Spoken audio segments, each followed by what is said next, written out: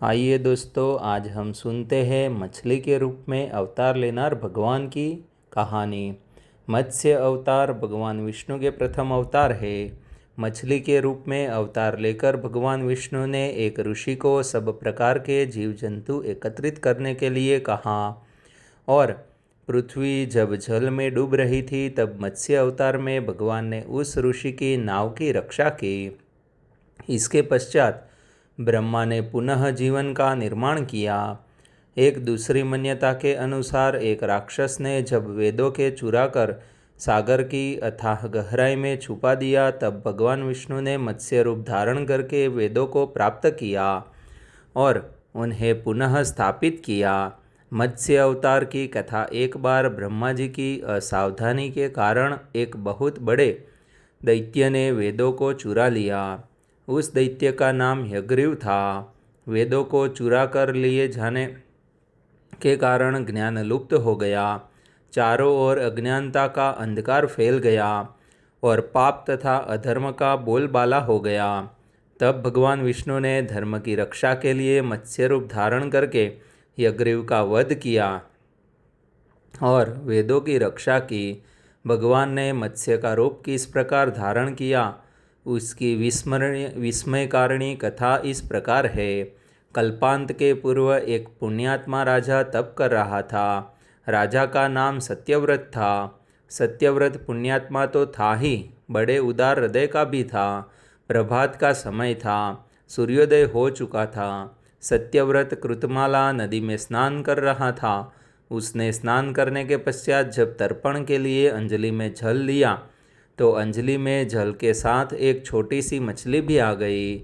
सत्यव्रत ने मछली को नदी के जल में छोड़ दिया। मछली बोली, राजन, जल के बड़े बड़े जीव छोटे छोटे जीवों को मारकर खा रहे हैं। अवश्य कोई बड़ा जीव मुझे भी मारकर खा जाएगा। कृपा करके मेरे प्राणों की रक्षा कीजिए। सत्यव्रत के हृदय में दया उत्पन्न हो उठी।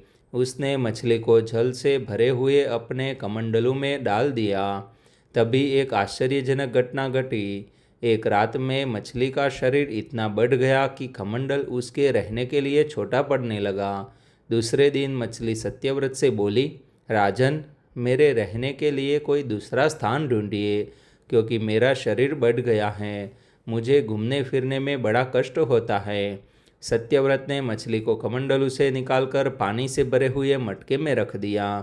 यहाँ भी मछली का शरीर रात भर में ही मटके में इतना बढ़ गया कि मटका भी उसके रहने के लिए छोटा पड़ गया। दूसरे दिन मछली पुनः सत्यव्रत से बोली, राजन, मेरे रहने के लिए कहीं और प्रबंध कीजिए, क्योंकि मटका भी मेरे रहने के लिए छोटा पड़ रहा है। तब सत्यव्रत ने मछली को निकालकर सरोवर में डाल लिया, किंतु सरोवर की मछली भी मछली के लिए छोटा पड़ गया। इसके बाद सत्यव्रत ने मछली को नदी में और फिर उसके बाद समुद्र में डाल दिया। आश्चर्य! समुद्र में भी मछली का शरीर इतना अधिक बढ़ गया कि मछली के रहने के लिए वह छोटा पड़ गया। अतः मछली पुनः सत्यव्रत से बोली, राजन, यह समुद्र भी मेरे रहने के लिए उपयुक्त नहीं है। मेरे रहने की व्यवस्था कहीं और कीजिए। अब सत्यव्रत विस्मित हो उठा। उसने आज तक ऐसी मछली कभी नहीं देखी थी। वह विस्मय भरे स्वर में बोला, मेरी बुद्धि को विस्मय के सागर में डूबो देने वाले आप कौन हैं? मत्स्य रूपधारी श्री हरि ने उत्तर दिया, राजन, हयग्रीव नामक दैत्य ने वेदों को चुरा लिया है। जगत में चारों ओर अज्ञान और अधर्म का अंधकार फैला हुआ है। मैंने हयग्रीव को मारने के लिए ही मत्स्य का रूप धारण किया है। आज से 7वें दिन पृथ्वी प्रलय के चक्र में फिर जाएगी।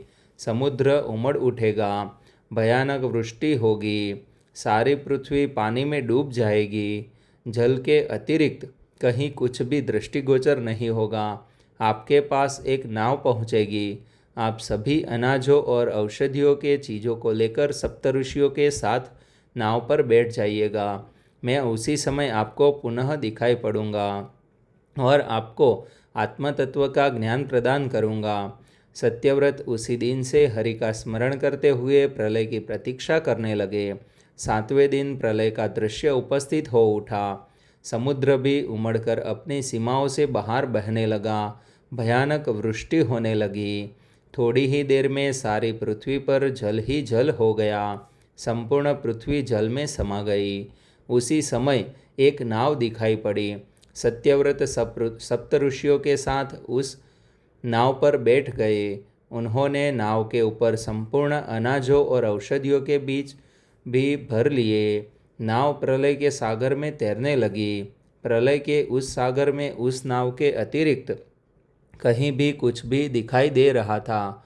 सहसा मत्स्य रूपी भगवान प्रलय के सागर में दिखाई पड़े। सत्यव्रत और सप्तऋषि गण मत्स्य रूपी भगवान की प्रार्थना करने लगे।